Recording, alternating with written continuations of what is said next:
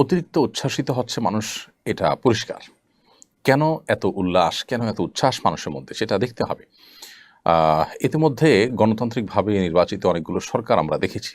আমাদের দেশের স্বাধীনতার পর যতগুলো সরকার এসেছে, গণতান্ত্রিকভাবে নির্বাচিত সরকার আসার পরও মানুষ এতটা উল্লসিত, অর্থাৎ নিজের ভোটটা দিয়ে মানুষ সরকারকে বসাতে পেরেছে, এরপরও মানুষকে এতটা উল্লসিত এবং এতটা আনন্দিত হতে দেখা যায়নি এবার যতটা আনন্দিত। কারণ কি? এর কারণ হলো বিগত ৫০ বছর ধরে স্বাধীনতার পর থেকে নানাভাবে সাধারণ মানুষ প্রতারিত হয়ে আসছে। তরুণ নির্মাণের নামে নেতাদের খুশি করার জন্য, তাদেরকে পাম্পটি দেওয়ার জন্য, তাদের তেল মারার জন্য কোটি কোটি টাকা খরচ করা হয়, নানানভাবে অপচয় করা হয়, অথচ এদেশে বহু বহু মানুষ না খেয়ে থাকে। নানা বৈষম্য এদেশে, নানা অবিচার এদেশে চলে।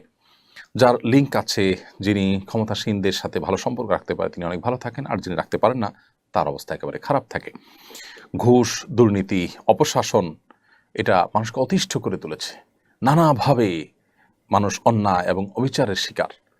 যেভাবে খুন, গুম, রাহাজানি, পুলিশের হয়রানি, কিছু হলেই মামলা ধরে নিয়ে যাওয়া, চাঁদাবাজি এবং অন্যায়ভাবে মিথ্যা মামলা দিয়ে হয়রানি করা, বিচার বিভাগে পর্যন্ত আপনার ন্যায় বিচার না পাওয়া, সেখানে পর্যন্ত আপনার নানাভাবে ইঞ্জিনিয়ারিং করে মানুষকে হয়রানি করা, এসব কারণে গোটা দেশের সমস্ত প্রতিষ্ঠানগুলোর প্রতি মানুষের আস্থা আসলে উঠে গেছে।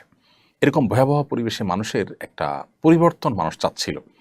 কে করেছে, কারা করেছে, কী নামে করেছে, তার চেয়ে বড় কথা হলো মানুষ পরিবর্তন চাচ্ছিল।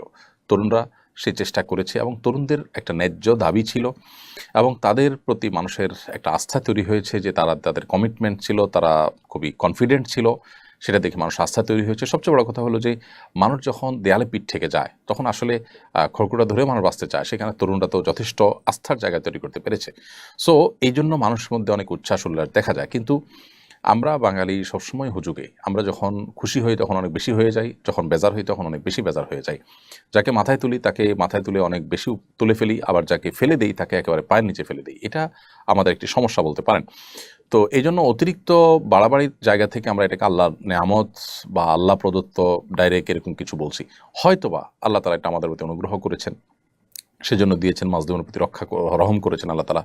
আবার হয়তো এটা আমাদের জন্য নতুন কোনো ফাঁদ। কী যে হতে যাচ্ছে বা এটার পরিণতি কী দাঁড়াবে সেটা আসলে এই মুহূর্তে মন্তব্য করা কঠিন। তবে আমরা আশাতে করব অবশ্যই ভালো কিছু আল্লাহ তাআলা যেন দান করেন আমাদেরকে। অতএব এই বাড়াবাড়িটা আমাদের করা যাবে না। বিগত ৫০ বছর ধরে মানুষ যে নিগৃহীত, মানুষ যে মানুষের যে জীবনের নিরাপত্তা, মানুষের খাদ্যের নিরাপত্তা, মানুষের ন্যায় বিচার পৃথিবীর অন্যান্য দেশে যেরকম মানুষ পায় নিশ্চিন্তে, সেরকমটি বাংলাদেশে হয়নি। মানুষের খাদ্য, মানুষের পানীয়, মানুষের ঔষধ নিরাপদে কিনতে পারবে, ভেজালের কোনো টেনশন থাকবে না, এরকম বিষয় হয়নি। আপনি অন্যান্য দেশগুলো যেগুলো আছে, আমাদের এশিয়ার যে মধ্য এশিয়ার যে সমস্ত বা দক্ষিণ এশিয়ার যে সমস্ত দেশগুলো আছে, এই দেশগুলোতে আপনি দেখবেন যে এই বিষয়গুলো নিশ্চিত করা হয়েছে। এমনকি অর্থনৈতিকভাবে আমাদের পর্যায়ের অনেক দেশ আছে যে দেশগুলোতে খাদ্যে ভেজাল দেওয়া, পানিটা নিরাপদ, আপনার পানিতে ঝামেলা থাকা বা অস্বাস্থ্যকর পানি, তারপরে ওষুধে ভেজাল, এগুলো মানুষ কল্পনাও করতে পারে না। ন্যায় বিচার সেখানে আছে, প্রতিষ্ঠা করা হয়েছে। আমাদের এই দেশটিকে নানাভাবে নিজেদের স্বার্থের জন্য প্রতিষ্ঠানগুলো ধ্বংস করে এমনভাবে শেষ করা হয়েছে যে মানুষ আসলে আল্লাহর কাছে ফরিয়াদ করছে রীতিমতো। সো এই নতুন যে সরকার আসলো, এ আসার পর মানুষের প্রত্যাশাও সেজন্য অনেক বেড়েছে, মানুষের উল্লাস অনেক বেশি। তবে উল্লাস না করে আল্লাহর কাছে শুকর আদায় করা উচিত। আমাদের অহংকার করা উচিত নয়। কারণ অহংকারকে আল্লাহ তাআলা একেবারেই পছন্দ করেন না। অহংকার পরিণাম ভালো হয় না। আমরা বিগত সরকারের অহংকারের পরিণতি আমরা দেখেছি। সো অহংকার যেন আমাদের মধ্যে না আসে। সাধারণ মানুষ এবং যারা ক্ষমতায় এসেছেন তাদের সবাইকে বিনয়ী হতে হবে, আল্লাহ শুকরিয়া আদায় করতে হবে, আল্লাহমুখী হতে হবে। আল্লাহ আমাদেরকে সেই তৌফিক দান করুন।